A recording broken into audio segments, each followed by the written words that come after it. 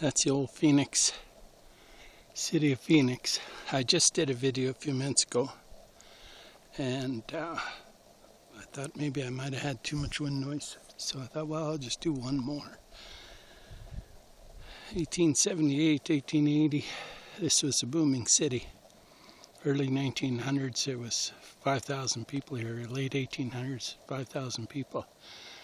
This used to be the highest city in Canada.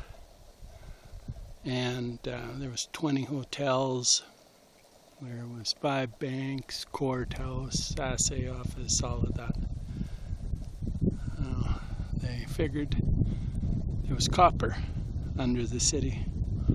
So they bought the city out and dug that big hole and didn't find any copper. Or if they did, not much. I'll just back up out of the wind here.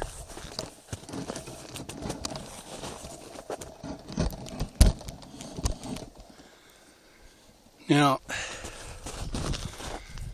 this whole region here is the area where I hike, and we live over on that side, straight over on the other side of Phoenix Mountain. You hear me talk about Phoenix Mountain a lot, and the old rail trails and all the old mining trails and stuff that I follow, they're all lead up to this point. I got Tuva with me. I'll talk about her in a minute. I just had a coffee here, but I want to just show you around a little bit. It's a very serene, nice quiet spot here. I'll pick this up and move out here. Hang on.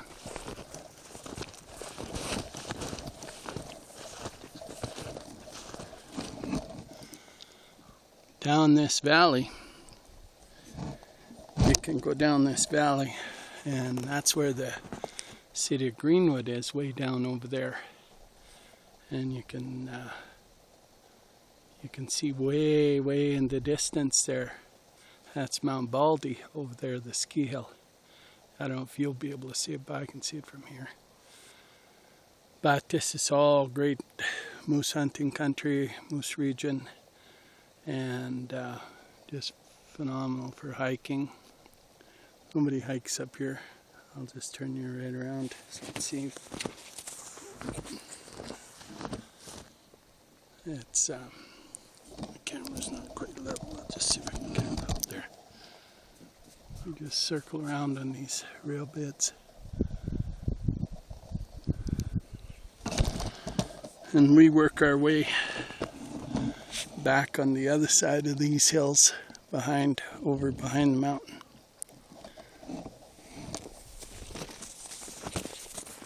I hate moving that camera so much, but that's okay. But I'll talk about Tuva in a second, but I just wanted to show this area to you. Phenomenal spot to sight your rifle in, because you can get so many flat, long distance shots here, with a great rock backing, of course, the mountain backing.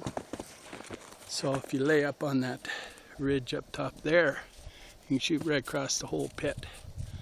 And here you can shoot all around here too, great backing. Put your lemon over there and set her up and get your old 460 Weatherby Magnum out and big Leopold scope and set her in. Might have to start with pumpkin. Once you get down to hitting that lemon, well, you got her made. But yeah, this is a good spot. And you can hike and hunt and camp and fish up here. There's a lake back up behind me, right up at 5,000 feet. I don't think it's got any fish in it. I've never got one. But I can't fish. But hiking all this region, phenomenal. But this is what this region's about, is hiking with these dogs up here. And phenomenal. Now I'll just back this up and I'll film these dogs. Hang on a second.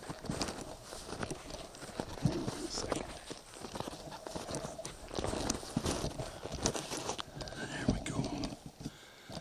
Set this up. Yeah. Oh, I'm right on my snowshoe. That won't be any good. Okay.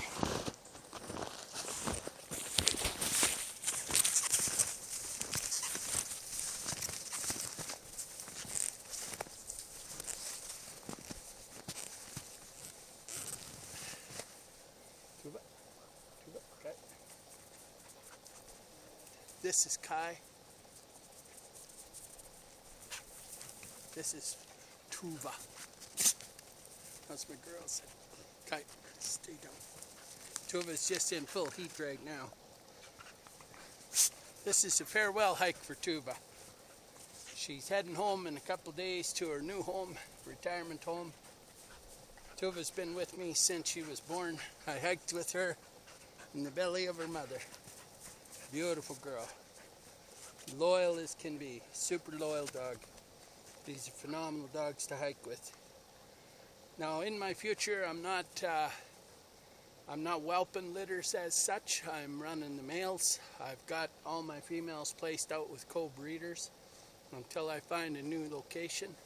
So I'll be doing more of this kind of stuff soon and showing people what you can do with the Elkhounds, where you can go, how you can be with them out in the wilderness, stuff like that. Talk about the new litters, the new genetics. But I won't be training and whelping pups as such. The co-breeders will be doing that. So we'll have some new videos on that. But this is part of my new adventure, is to get out and I'm basically going to be living up in the mountains. I'm just going to live up here and move around up in the mountains and hike and just showcase these great dogs in the wilderness. I think people underestimate how good they are, and lots of people don't even know the breed. And this is the oldest breed of outdoor recreation dog, hiking dog, remote terrain dog in the world. This is the oldest breed. And I have the very best lines for it. I have the oldest known lines of all the breeds, of all the lineages. And come up here. Just come a little bit further. Good. You just stay here, Kai. Come on, guys. And so it's very good for me to talk about these dogs. I understand these dogs have been raising them for a long time and decades, and I'm good with them. They listen, they respond. They're exceptional off-leash dogs, and I am considered what's called a remote terrain dog handler. That's really what I'm really good at, and I'm very good at breeding dogs and raising dogs too. But I'm exceptionally skilled at remote terrain. I can take 15 of these dogs and hike all day up here, and go home with all the dogs, and you know, just phenomenal dogs to hike with. But I'll be hiking mainly with the males from this point forward. I'll be hiking with Mon and Tico and Carew. That's primarily, and I'll be moving those dogs around, getting all the females bred, organizing males out there. All our dogs we retain the breeding rights on, so if I need to use one of them boys, as long as the people have them intact and they're close by, we'll go ahead and make contact with them and ask them if they'll work with us to get that done. I got to rely on them, of course, to have their schedules and everything. But we got such fantastic owners, and they know the importance of keeping the genetics alive. And so I've got some guys waiting now, organizing time for Kessa. But we got litters coming April 8th from Silver Nova and Carew. I got people on that list, but those dogs are soon coming. And we've got Korea's pups on the ground. We got Wendy and Dale. They're going to have some females cycling. Kessa's cycling right now with Caroline. Tuva's in full heat today, so she'll be coming out of heat just before she heads home. Her daughter's in full heat too, little Tiara. And Tiara's going with Tuva, with Melanie. They're heading down to the mountains down there in Arizona. And so lifestyle change for Tuva a bit. But she needs a good home to retire in, and Melanie's going to give that to her. And hats off to Melanie for coming all the way to get her. And this has been my most loyal companion, I'm telling you. Well, both of them. These are two sisters. They're both granddaughters, these two. Now, Tekla, the twin, my other best pal, Tekla, was the twin to Tuva. I lost her a while back accidentally, and unfortunate. But when you hike in these regions and this much snow and off these ledges, and things can go haywire in a hurry. But Kai and Tuva have been fast friends for life, so it's Kai's a little bit older. She's about a year older. Kai's 10, Tuva's about 9, and 8 or 9, 8 and a half, 9. She's coming up 9. Kai's coming up 10. So they're exceptionally good dogs yet. Can hike all day in this. They're not sinking much, so it's easy going for them. And we made some miles. I can cover ground up here because I'm only sinking in about 2 inches, so I can hustle right along. And we got pretty decent trails and hard snowpack, so I can make good time. I'm going to have my lunch here. I just had a coffee, but I got some snacks, and I'll bulk up a bit here. I guess maybe I don't have to bulk up too much, but I'll bird this baby off if I have to. Oh, just stay down. But yeah, this is the new adventure lifestyle now. I can get out of the yard. This is the first time in a long time I've been without pups in the yard. Delivered that last pup up to Joe the other day. I was crying like a baby on the way home, I'll tell you. So I won't have pups around for a long time. I've had pups in the yard almost every day for, as long as I can remember. Many years and years. I've had pups on the ground every day of the year, and so to be without a pup now, it's kind of empty for a bit. So it's good to get out here and just do some mountain healing, forest healing, and get my thoughts on straight and get everything back working good. Just good to get out here. And I'll tell you, it's refreshing. It's beautiful. It's nice. And when you got good dogs like this, hey, Kai will jump on her a bit because she's in heat, but that's nothing. Hey, Kai. Tuva and you get along good, so if it was anybody else too, it'd be ripping her face off, but not her sister, Kai. But yeah, we'll be tired when we get home, but that's okay. We got all day. We can manage home. I thought I had a cell phone tower here. I was trying to see if I had a signal up here because the tower's right up there, but she's not pointing at me, I guess. I don't know who they're trying to connect with up here, but they're sending a signal somewhere, but it ain't out here. So I don't know what kind of cell phone that is, but who cares? I sure don't need a cell phone. Got my snack. That's all I need. So yeah, I'll just show you around one more time. Yeah, it's pretty cool.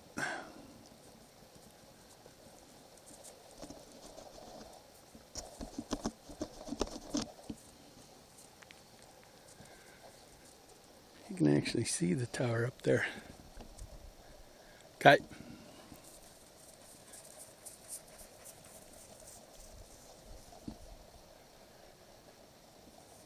I will mention one thing about this mine. It was a copper mine, supposedly. Now all of you know that, or maybe you don't, but Greenwood, the city that's down this valley to our right, it gets its water from this aquifer up here. Now so do I. There's a big aquifer just at the top. And when all the snow melt goes in that aquifer, it percolates down through all that copper rock. And I mean, they found some copper, but not enough to make the mine viable. But as you all know, copper is the best for cleaning water. And so I have the cleanest water in the country. And I mean, Greenwood took their water and entered the World Water Competition and won. The best tasting water in the world, right? And so this water from up here is some phenomenal, let me tell you. And the other thing, I don't know, is maybe many of you don't know about this region, but there's no pollution up here because there's no industry, like no plants, no mills, no nothing. Now the mill just closed down in over by Midway, Greenwood Midway Mill, just closed. So there's not going to be much logging going on. It's going to be like a phenomenal area to be recreation. And this is the lifestyle that these dogs have. You can just go in these lifestyles. It's really, really something. So my job now is to highlight how good these dogs are out here. And they're phenomenal dogs. Now let's see if I can get them. I'll just take another second or two. I'm going to spin you around. I'll just get this turned around here.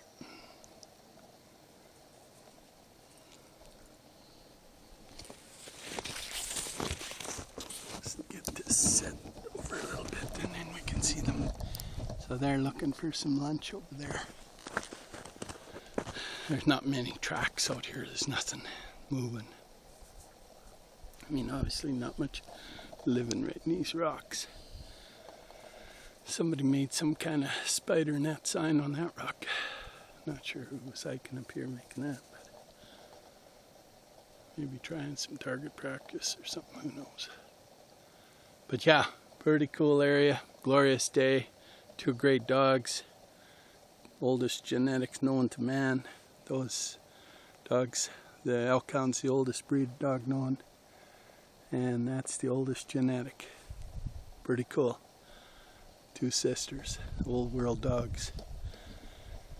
Hey, Tuva, Kai, we won't cruise. That's our road back. We're going to get over that hill. We hit a trail, head back all around. As you know, I live down on the other side. We live down on the other side of this mine. We hit our trails going down. It's all downhill. Pretty easy going. And it's like you can see they hardly sink in. So the girls got her made. And they only go as fast as I go. So yeah, I'll wrap this baby up and get my lunch, and we got her made. I'll be home for supper. It'll be pretty cool. We haven't seen hardly any game. Hardly nothing on this trip. Mind you, I didn't expect to up here. There's nothing lives up here in the winter. We're at about 5,000 feet here. This is pretty much as high as she goes. And so there's not much hanging around up here. But yeah, you want a good recreation dog. You want a dog to get out and enjoy the wilderness and get out to places where nobody is. I mean, if I was pulling my sleigh, my tarp and sleeping robe, I'd just camp right here. I could just camp right out here. It'd be nothing. There's a couple old dead trees over in that brush on the right there, and I just make fire. These dogs eat raw, so I can just bring 4 pieces of frozen fish, give them one each, and eat 2 myself. I'd give them a bigger one, but we don't have to have separate food. We just pack frozen salmon. Pretty handy. Yeah, great day to be alive out here, I'll tell you. Old Travis Tritt, he'd think this is the answer. Those girls are loving life. Come on, Tuva. Kai.